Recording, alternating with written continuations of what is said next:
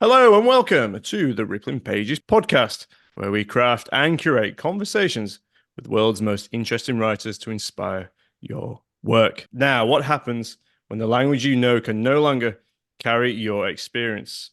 It's a sweltering summer in Bretagne, France. Kay, an American exchange student, is navigating more than just unfamiliar streets. Kay is finding a new language. But in those silences, in the ellipses and mistranslations, a new way of seeing opens up. Kimberly Campanello is my guest today to talk about her book, Use the Words You Have. Kimberly is a poet and a professor of poetry, and Kimberly's work moves between forms, genres, and histories. Kimberly is the author of Motherbabyhome, a harrowing and formally innovative response to Ireland's mother and baby homes, and is held in the National Poetry Special Collections across the UK and Ireland. And Kimberly's poetry has appeared in publications like Granta, with essays in Tolka magazine, to name a few. This year, An Interesting Detail, a poetry collection, was released by Bloomsbury. But Use the Words You Have, published by Somesuch Editions, is Kimberly's first novel. Kimberly, welcome to the Rippling Pages podcast. Thanks, Liam. Thanks for finally sitting down to talk to me and persisting because I feel like this is a conversation we've been meaning to have for quite a while. So it's great to have it. There's a connection here, I guess. Is that we're both based in Leeds to some extent, but I spoke to Kimberly before about this, but my abiding memory of Kimberly is reading from Motherbabyhome, and powerful book, a book that creates a visual response, which is all to say, Kimberly, I'm delighted to speak to. No. I mean, I think the reason why I love that you brought that up, Motherbabyhome, is because actually it's really relevant to this book. Because I wrote this book coming out of the process of creating that book, which is addressing, the kind of lack of autonomy experienced, specifically erotic autonomy experienced by many women in Irish mother and baby homes, and indeed in those sorts of institutions worldwide. So because I finished that sort of project in 2019, this was the first thing I wrote after. Oh wow. And it comes out of kind of sort of thinking through, I suppose, some aspects of my own experience, but some aspects of my own sense that, what would it be to write an alternative process of that period of time and to indeed use the words you have. Because in Motherbabyhome, I only used words that were in other, archival materials, Mm. other people's voices. I didn't use any of my own words. I didn't create any words. So Wow, it's that's it's so it's interesting. really relevant. It's really interesting that you connected with that, and it sounds like you've also connected with this book. So it makes kind of sense to me in a way.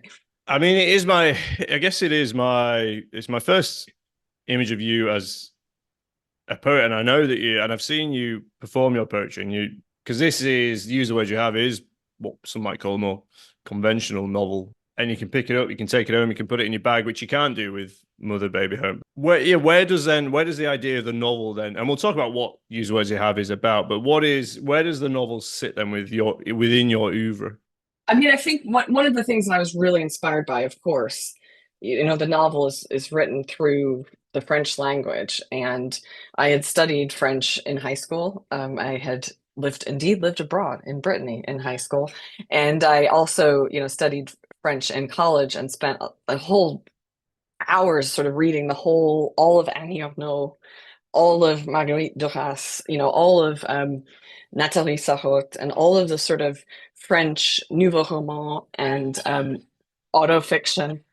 So I had read these sorts of novels that you could say are highly autobiographical or what have you. But if you look sort of to even the 19th century novel, so many novels have that relationship. So what for me the novel was, and what this novel is that I suppose style of writing that is attempting to be to sort of give us a sense of what language can do to conjure story or to conjure setting and character, rather than creating them fully for you to sort of let wash over you. So it's a kind of immersive self-consciousness, I guess, is what I would say the nouveau roman does, and what a lot of sort of French autofiction does, is that it gives you all the elements of the novel, but in a way that's always kind of turning it into to remind you of capacity to create your own narrative and your own sort of atmosphere and your own language for those experiences. I think that for me, poetry does do that, but doesn't do it, with a character over a period of time. And so I think for me, I wanted to write something that I would actually want to read, uh, as a poet. Yeah, And so yeah. that's kind of that was my first goal, I suppose. So what is it then? Just maybe for listeners, what is then on the surface? Use the words you have about. So on the surface, it's a And I know that poet. surfaces challenge you, perhaps Yeah, it's challenge you, even but like, where do you begin with the story? But so on the surface, I suppose, or because there is a plot, despite it being a novel written by a poet, there is a story, there is a plot, there is a beginning, a middle, and an end. And the character Kay is from the Midwest in America and goes on a not a study abroad experience, but a kind of immersive language experience where she lives for 6 weeks in the summer in Brittany in France. And she lives with a host family and then has an intense sort of relationship with the so-called host, and I have my fingers up, and host brother, who is older than her, and she's 16 turning 17. And that experience of, the dislocation of being out of her kind of understood reality, both in terms of language, but in terms of day-to-day life, but also the way that culturally, young people are treated differently in different cultural contexts. And so that creates certain kinds of boldness or certain kinds of self-consciousness, depending on, what's going on and how you start to see yourself as well, because you're changing. Kay goes through this kind of grand amour, which becomes related, of course, to the learning of language or the use of language, but also to the landscape that she's in, because she just so happens to have been placed at this amazing, host family's house that's like right on a cliff looking over the Bay of Saint-Brieuc. So she gets to have that kind of linkage between, sexuality, language, and landscape. And in the meantime, she's only allowed to bring her English-French dictionary, which she's supposed to use really irregularly. I can't remember what I have in there. I think it's once every 2 weeks or something, because she's supposed yeah, to do she's everything banned, isn't through she? Banned. French. Yeah, yeah, banned from Yes, because she using has to language. sign a contract, otherwise she will be sent home. And because it was very competitive to have this experience in high school. And so as a result, she has to think a lot through circumlocution and through kind of periphrasis and the ways that we learn language by talking around things.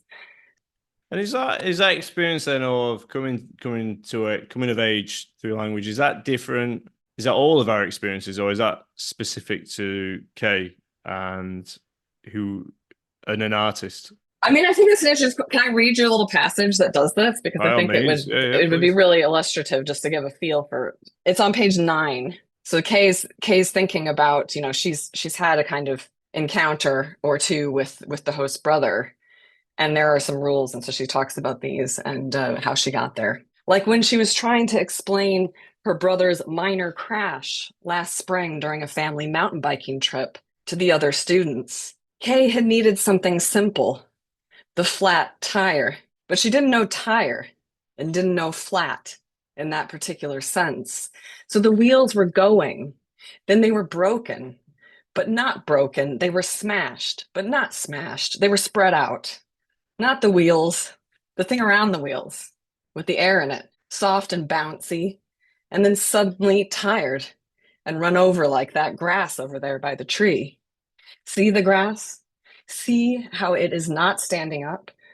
See how it is low? So is the thing that is the wheel, but not the wheel that my brother had, the thing that made him fall. My brother, this brother, a hunger, a famine, faim, having a want, envy, envie, words within words in this language she must speak.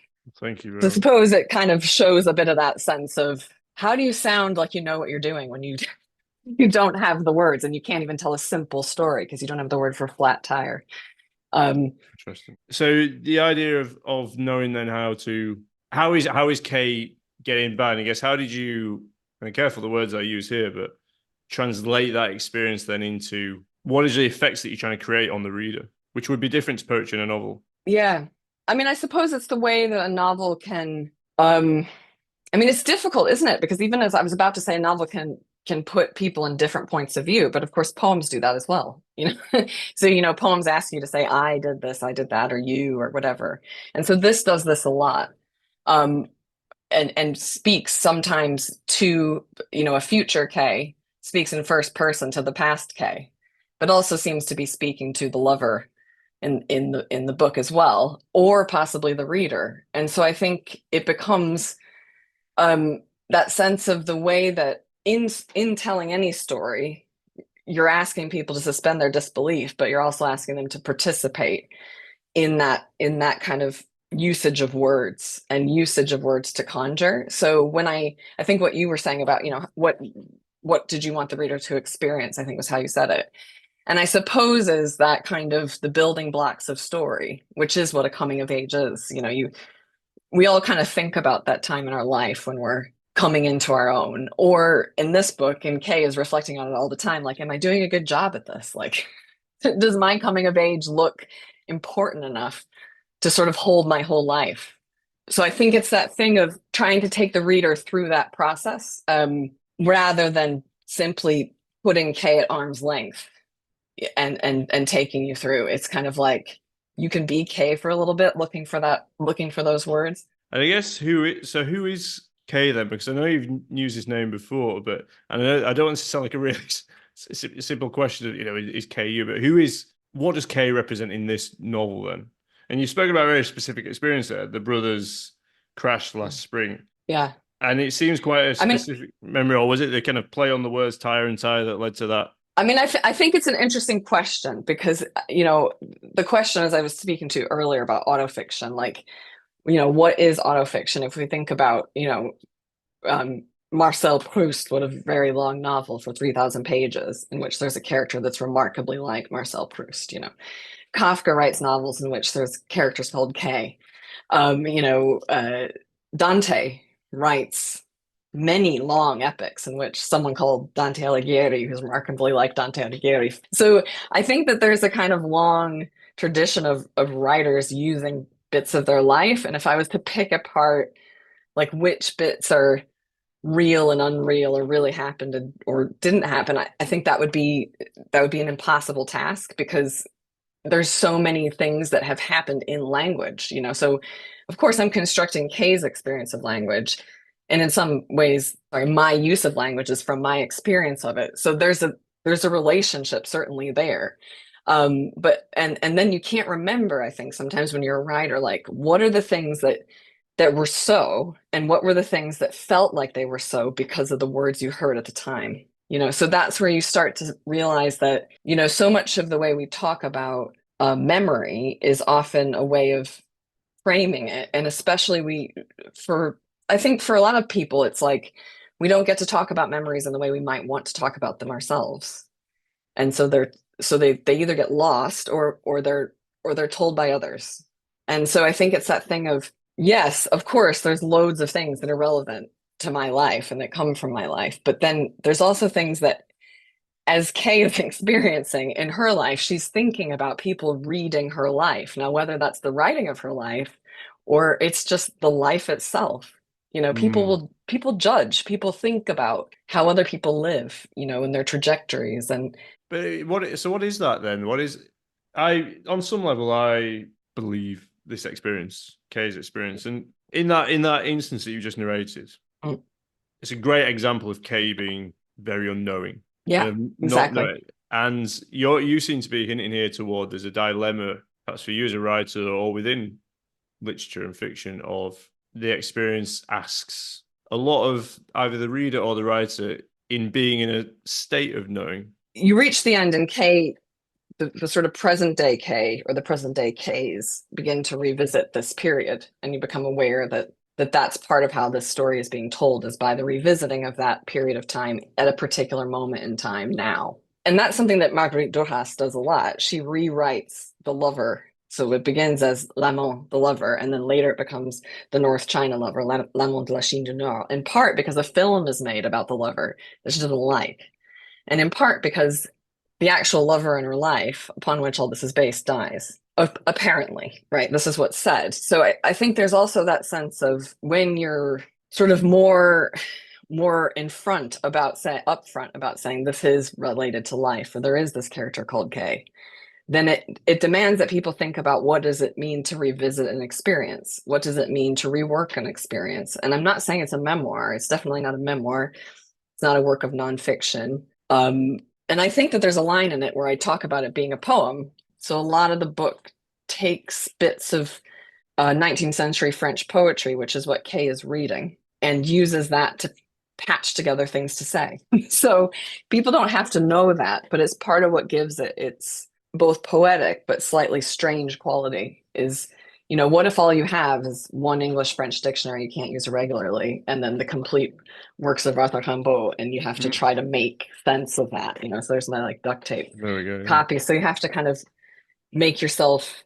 make sense with this very, very strange language from Arthur Rimbaud, who's I mean, is that how you made sense of the world yeah, I as mean, a I read poet? this. So this book, if you look inside, it says it was purchased in January 1995, Ann Arbor, Michigan. Wow. And so and it's obviously been read a few times. It's a very significant. It's a significant object as much as it's a significant experience, isn't it? And I'm thinking about you as a writer then, and I guess how you related to the world. Did it come through people like Rimbaud? And Yeah, I mean, I was very nerdy because I because I was convinced that growing up in the Midwest, that everybody elsewhere, specifically in Europe, which includes, whether people like it or not, Britain, um, and specifically in these places, everybody was so much more erudite because they had access to like all these books and all these museums and all these places that they could go, and they were mainly free, and education was accessible. And it was like, I mean, it was obviously like a problematic way to think, but I had that sense that I was somehow really isolated. And so I used to take the train to Chicago to go to Barnes and Noble because there's a big Barnes and Noble there. And then there were lots of little bookstores along the way, and I would go to the Art Institute. And this was when I was sort of 14, 15. And I was allowed to do that because it was like public transportation. And then I used to check out movies, from the public library in French, and then like tape our restaurant's kind of coupon over the subtitles, because I was just convinced that I was like behind on everything. Oh, So in wow. part, it's like I do think I was, I became quite erudite, but it was because I was just afraid of that I was missing loads of things. In part because I started to read quite late, because I thought, when I was a kid, I thought reading meant you had to memorize it, or you had to write a story in your head and to make a story that matched the pictures. So Wow. once I had to start doing a test, that's how I got caught, because I was cheating. Because Oh, I was like, it was like such a relief when I realized it was written down. Like, yeah. so I've always had this sense where, the sensory element of reading, or of the sense of like, oh, I have to make something really, out Yeah. of this. It goes back to early childhood, but not I love because I that. felt like I knew what I was doing. In fact, it was because I felt like I didn't know what I was doing. I love that. I love that image. And considering what we've spoken about, we've spoken of conceptually and theoretically, and I just love this image of just someone who's incredibly interested and passionate about books, just trying Mm. to find, books, just trying to find that experience. Yeah, I mean, we had one bookshop in Elkhart, Indiana, that was called the Book Stack. And it was this really old bookshop run by this couple. And they had loads of amazing first editions and just stuff falling down. And I used to go and I bought all my books there. So like I bought really old copies of Walt Whitman, and I bought loads of Hemingway novels, but they were like really beautiful editions. I still Mm. have all them in my parents' basement. They'll probably be like, when are you going to come get those? But so it was like my experience of reading was very much about wandering around trying to get things, and then happenstance. Mm. So that's how I read Hart Crane, because there was a book of Hart Crane's poetry, and it was like, oh, what's this? I was like, oh God, this is really weird, you know. So I think we don't quite have that now, because it's controlled by algorithms, and it's controlled a lot by social media, but we don't have is that tactile experience as much, which is why our bookstores are so important, and our kind of, handing over of certain books to friends and posting things through the letterbox and the DIY scene. I think, that's really, really important, the tactile element. Okay, yeah. I'll tell you what we'll do, Kimberly. We're gonna have a quick break on the ripping pages, but do come back. You come back, and all the listeners will come back, and we're going to talk more about use the words you have. Do you know that there is a Rippling Pages bookshop? It's not a real bookshop, but it's online and it's hosted by bookshop.org.uk. On there, you'll find all the books of Rippling Pages guests, which will include Kimberly Campanello's Use the Words You Have. To find it, go into the show notes, and all books are sourced from independent bookshops. And I also get a little commission from each book that I sell through there as well, which really does help me out and goes back into the running of the podcast. Okay, let's get back into it. Let's get back to Use the Words You Have with Kimberly Campanello. To the Rippling Pages, we're here talking to Kimberly Campanello about Use the Words You Have. Kimberly, let's get back into it. And I think so many people must relate to that. I relate to that. I'm just really curious and thinking about the book that you've written and Kay, and where were you reconnecting with that in writing this specific book? Yeah, for sure. I mean, I think, Kay, at one point is in Paris and she's like dragging her friends along on this pilgrimage, they go to the Beat Hotel, because of course she's like looked in the journals. I mean, it wasn't like I looked on the internet, it wasn't like Kay or someone in the 1990s called me, looked on the internet like, oh, where did they say? You had to actually read their journals to get the address, because there weren't even that many biographies of these people. I was always reading literary biography. So I think that sense of as well, always finding the books that no one else knows about, was a thing for me, because it was like, there's a bit where and I won't read much of it, but the sense of where Kay's talking about the scrapbook that she's told to bring to to the French family. She's told to make a scrapbook of herself and her family back in Indiana so that people can understand.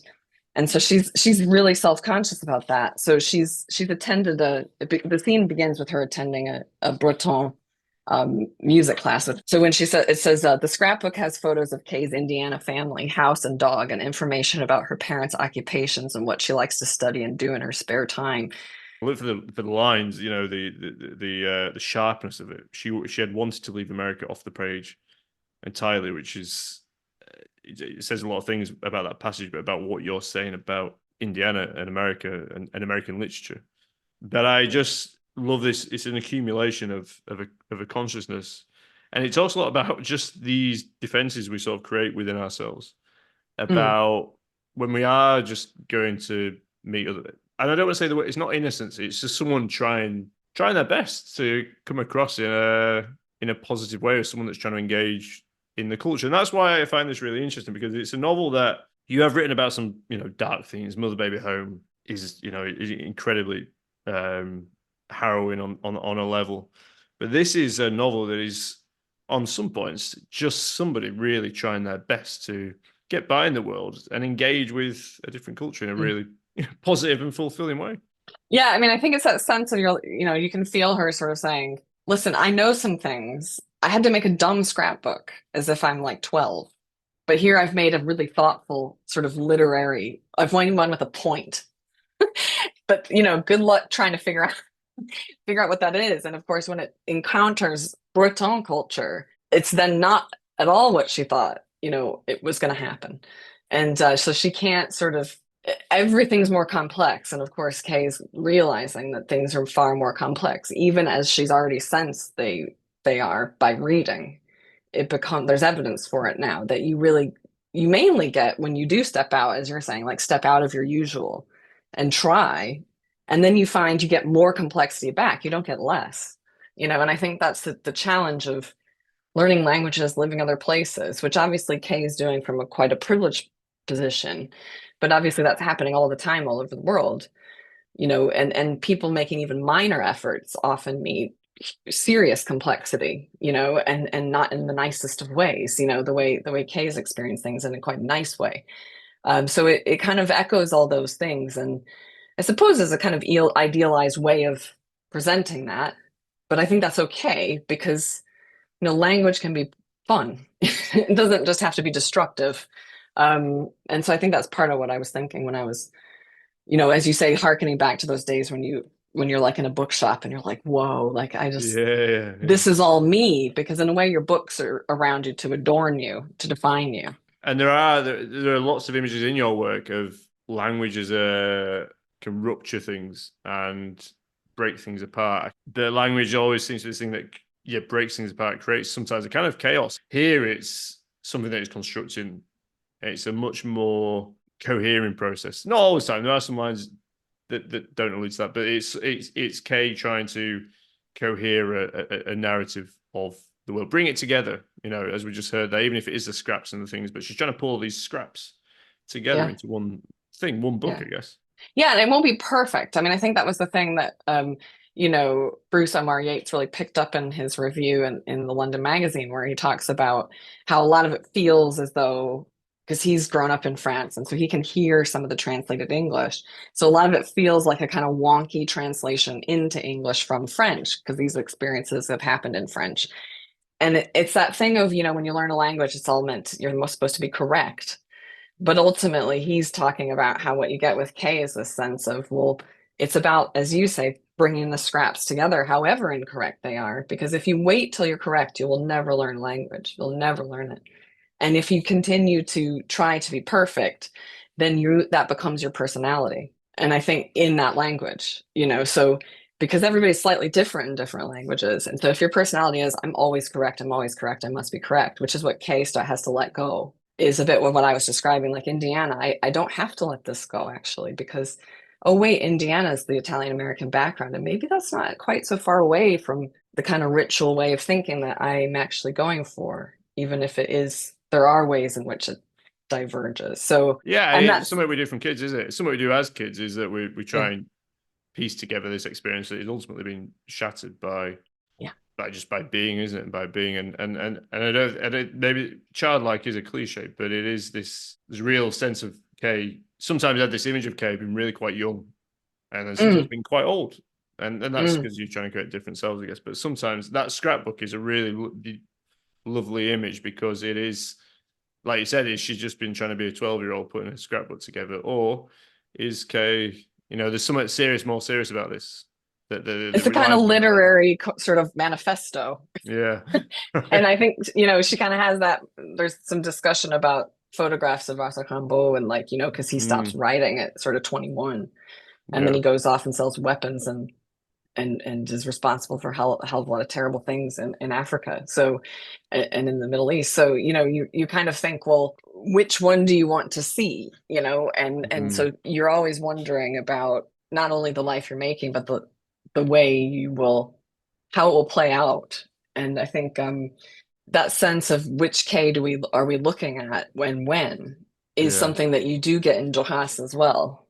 She begins the lover with I think the exact line is like, j'ai le visage détruit. I have, like, my face is destroyed, or I have a ravaged face, or there's ways to, but you can't really get quite in English how simple her language is and how kind of earth-shattering some of the phrases are in that book in particular. But it begins with that sense of the aftermath, which for her is a kind of a much more traumatic narrative than this, obviously. But I think it's that sense of looking at that particular time in one's life in the particular place, and that's where I really wanted to make it feel as the place, as that place. Obviously, I speak to a lot of writers, and they'll, we say, what's the book about? And they'll tell me it's about this, that, and the other. And they do that, and we do that because people want to know what it's about. All these ideas must be cooking in, as they cook in my mind and stuff. But I just find it, I wonder how I just wonder how it was for you, sitting down to write something. Yeah, you know what I mean? Is that because you obviously you're a scholar, and you're clearly just incredibly passionate about books and literature, and I guess how, sitting down to the page, how are those ideas in your mind, or is it?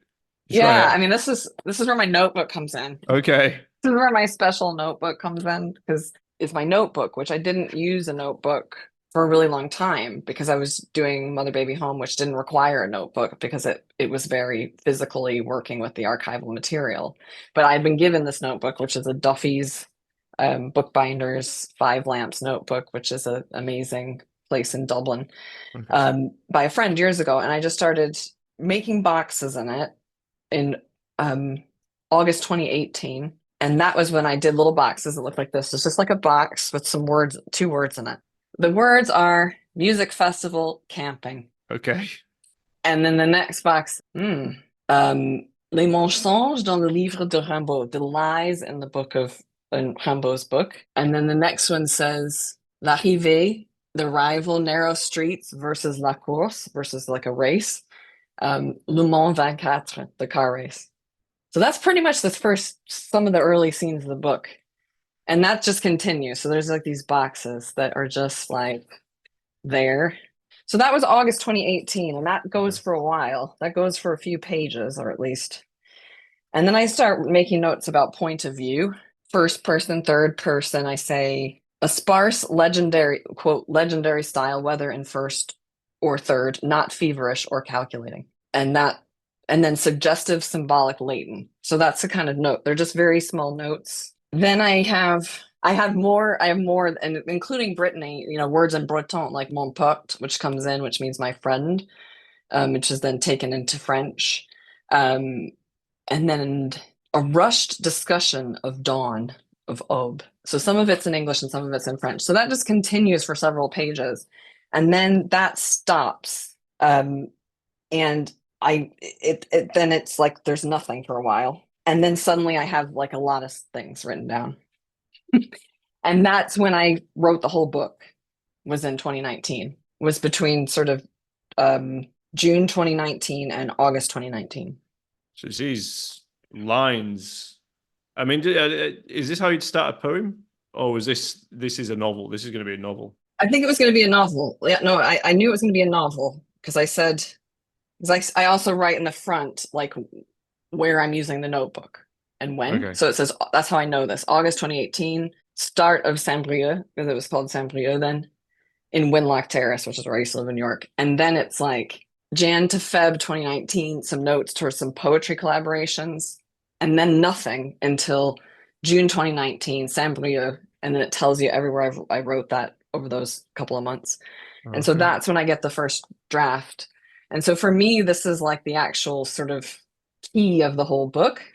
Yes. Because I've got sort of the way I thought of it then, and then when I actually got to do it. And so the way I thought of it then was very much as you see in the book, like the scenes, the kind of scenes, or the kind of, they're not necessarily scenes, but they're kind of motifs, I suppose. So I wouldn't write a poem quite like that, because the poem would probably have been written by the time I figured out what was in that box.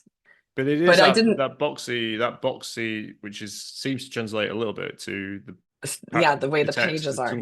The chunks of text. And that's the only notebook for that book. That's it. And do you use other notebooks for other books? Yeah. So behind me, you see all the notebooks behind me. Those are everything ever since. So, there's another novel notebook behind me, and then there's so I still use those notebooks. So my latest one is this color. Interesting. So I love the idea that they just fit perfectly on the same stack. Yeah. But which Tony Harrison's notebooks are like that too. He used the same ones. We have his notebooks at Leeds.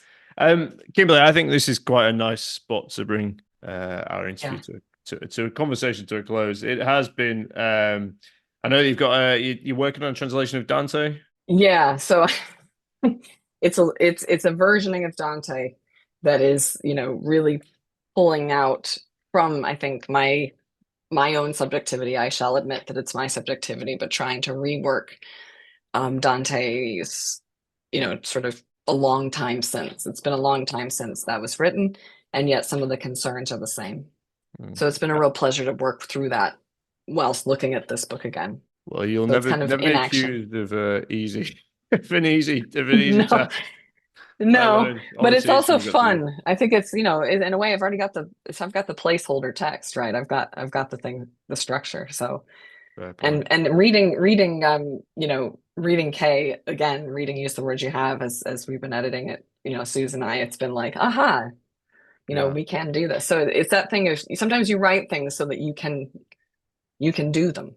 Well, whatever it represents, you are a writer that is continually going to surprise and try new forms and shift and shape, but incredibly exciting one. And it has been my pleasure to have you on the Rippling Pages podcast, Kimberly. Thank you so much for being on the show. Use the words you have. It's out now and it's published by Somesuch Editions. Thank you, Liam, for having me. It's been a pleasure.